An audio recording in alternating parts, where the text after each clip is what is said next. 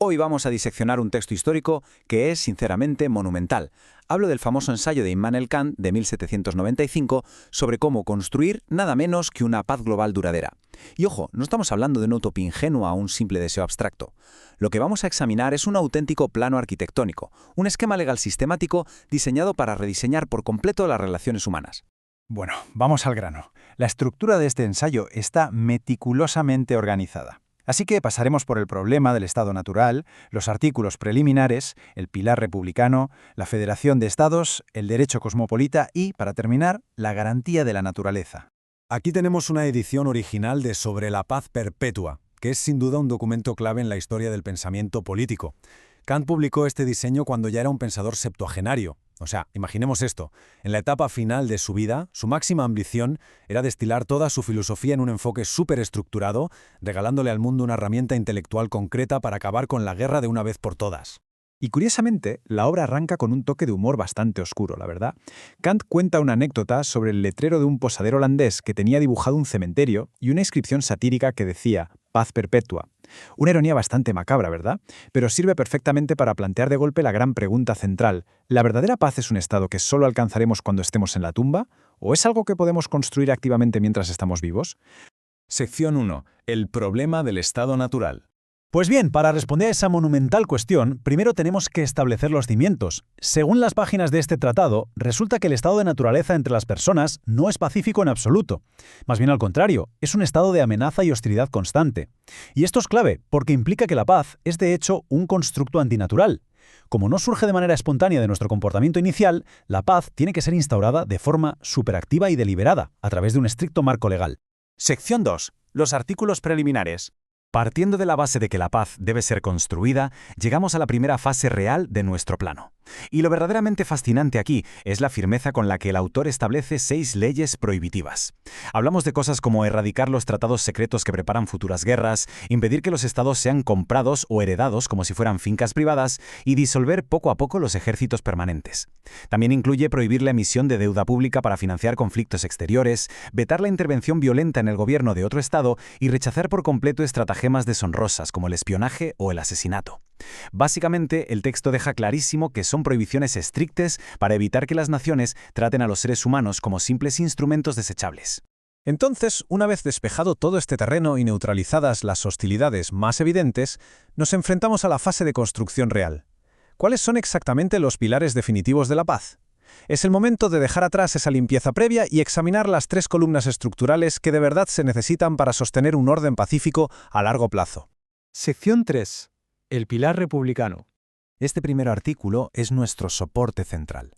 Y ojo, es fundamental entender que no mira hacia afuera, sino que se concentra enteramente en la constitución interna de cada estado. La fuente nos plantea una dicotomía política muy clara. Por un lado tenemos el modelo republicano, que se basa en la separación de poderes, un sistema representativo, y está cimentado en la libertad y la igualdad ante la ley. Y en el extremo opuesto, el despotismo, donde el gobernante aplica las leyes de forma arbitraria y maneja la voluntad pública como si fuera su jardín privado. El texto expone con una lógica súper rigurosa que la Constitución republicana es el único freno real a la guerra, y la razón es pura matemática. Si los ciudadanos tienen que dar su permiso para ir a la guerra, se lo van a pensar 2 veces. Básicamente porque serán ellos los que paguen la factura económica y derramen su sangre, a diferencia de un déspota que al final del día no arriesga absolutamente nada.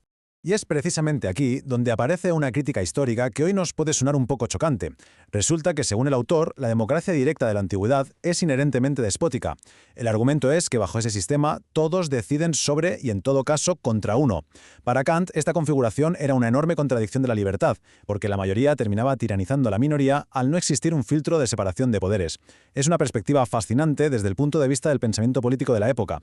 Sección 4. Una federación de estados.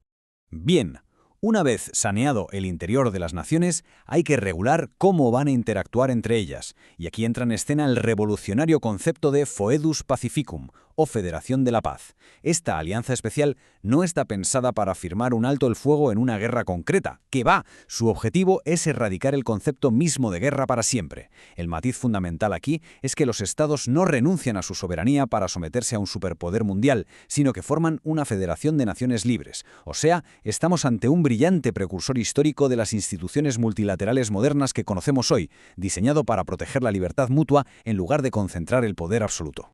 Y esto ilustra a la perfección la ambiciosa visión a largo plazo de este documento. Aunque la federación libre es el paso práctico e inmediato, en el fondo sirve como un puente. El texto señala que ese violento raudal de instintos humanos solo se detendrá definitivamente bajo el ideal supremo de una república mundial, una Weltrepublik. Se reconoce claro que es un objetivo teórico complejo debido a las lógicas reticencias de los gobernantes, pero se mantiene ahí, firme, como la brújula moral definitiva.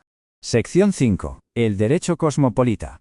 Si hasta ahora los pilares trataban sobre estados y gobiernos, este tercer artículo baja a nivel del individuo, del ciudadano global. La piedra angular aquí es la llamada hospitalidad universal.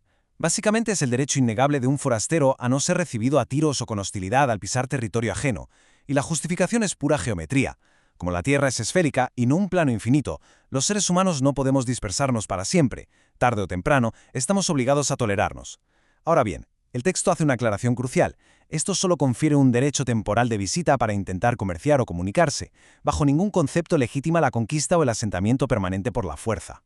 Y de hecho, aplicando esta misma norma, La Fuente lanza una crítica absolutamente demoledora contra las potencias civilizadas europeas de la época. Denuncia sin tapujos su tremenda inhospitalidad por usar la excusa de una visita mercantil para colonizar y oprimir América, África y las Islas de las Especias. Donde se suponía que debía haber un intercambio pacífico, trajeron opresión y guerra. El ensayo subraya cómo estas acciones pisotearon el derecho cosmopolita, destacando que naciones como China o Japón actuaron con suma prudencia al restringir drásticamente la entrada a los europeos después de observar sus verdaderas intenciones.